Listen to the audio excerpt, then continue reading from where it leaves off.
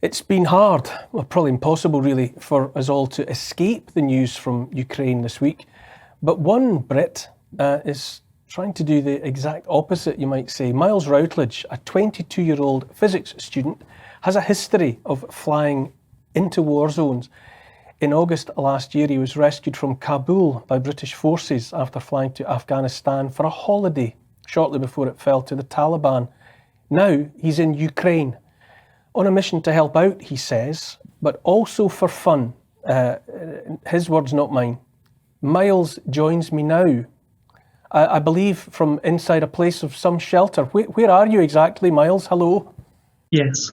So I'm in the capital right now of Kiev, and I'm in a underground shelter in a hotel. We got the air raids warning come in, staff come knocking at my door, and we all ran down.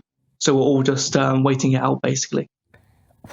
When and why did you decide to go in the direction of Kiev and Ukraine at such a time?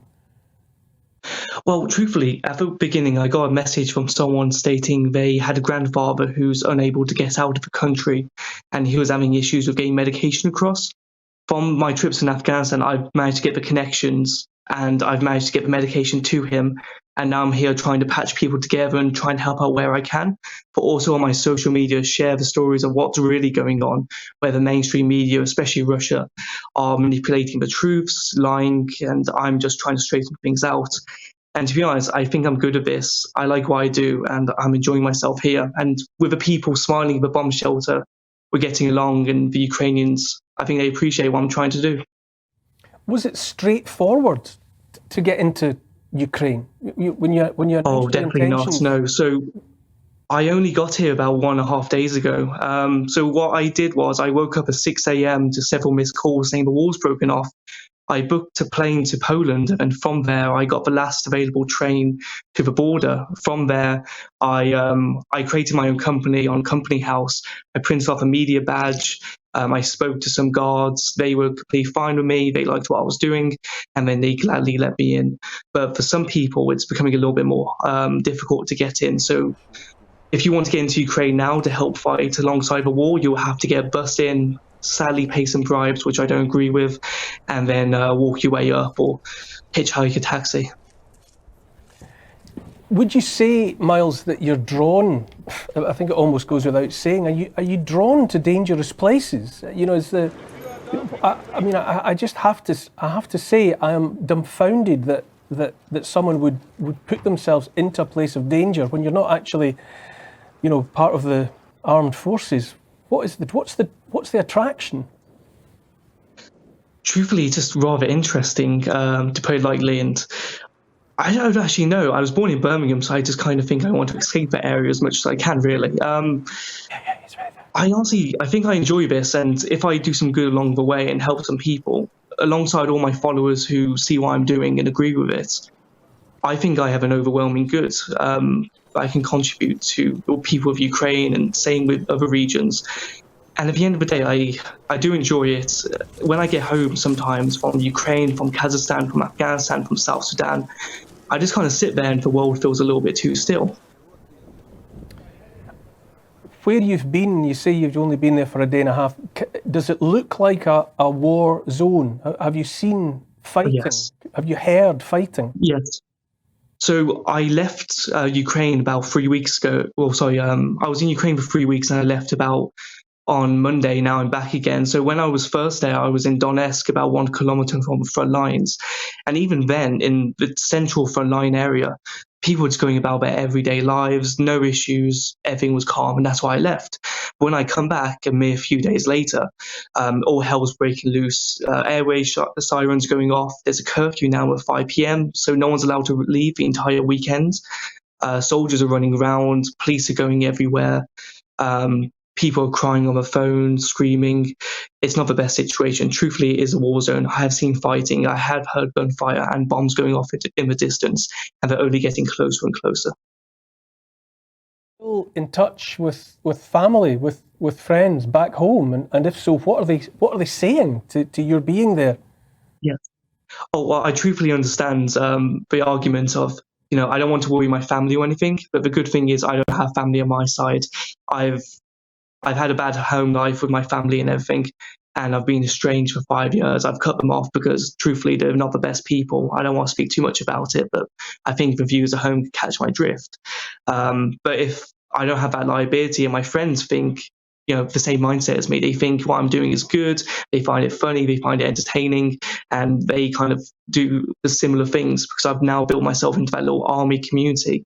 I think there's no issues with this. I think if I ever get a family of my own, hopefully one day, this will never happen again. But right now, this has become my career almost.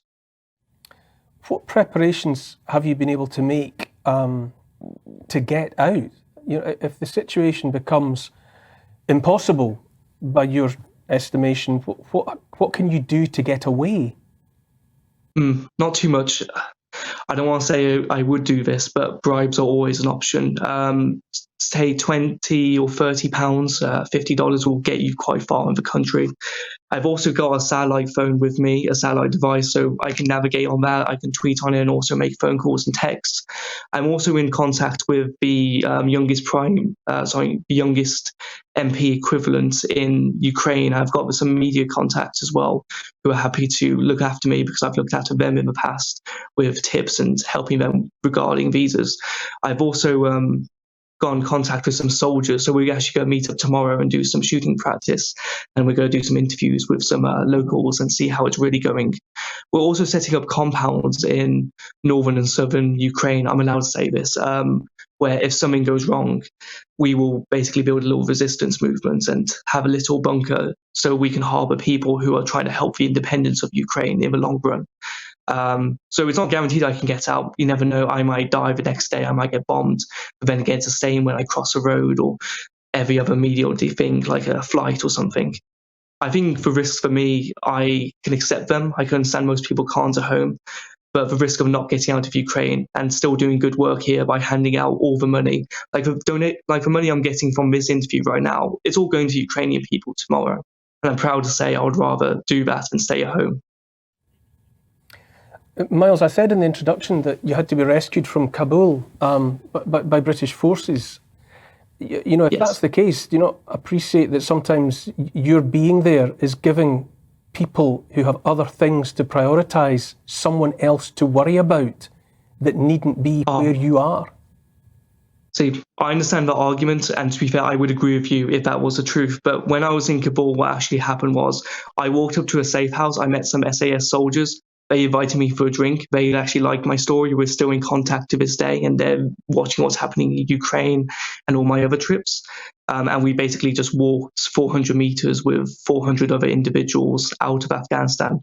And I've promised as well, if anything happens here, I want no one to help me. If they're part of the British resources or they're going to take up any resources of their own. So I'm here on my own fruition, and whatever happens to me is on me, and that should be fine. So I'm not going to affect anyone. I think overall from here, I'm going to have an overwhelmingly positive impact, and that'll be the fun of it. Miles Routledge, physics student and holidaymaker to the strangest places I can possibly imagine. We might be able to come back to you later, but at the moment I'm going to say thank you, and I'm going to turn now to my panel, which has been doubled by the arrival of Peter Tarrant, broadcaster. Hello. Lovely to finally have you here. Yeah. You caught some of what that young man was saying. What's your gut reaction to a 22-year-old who goes to Ukraine at the moment? Do you know, I would like to be there with him. Really? Yeah, I would. I do like to live on the edge. I've always been a little bit like that.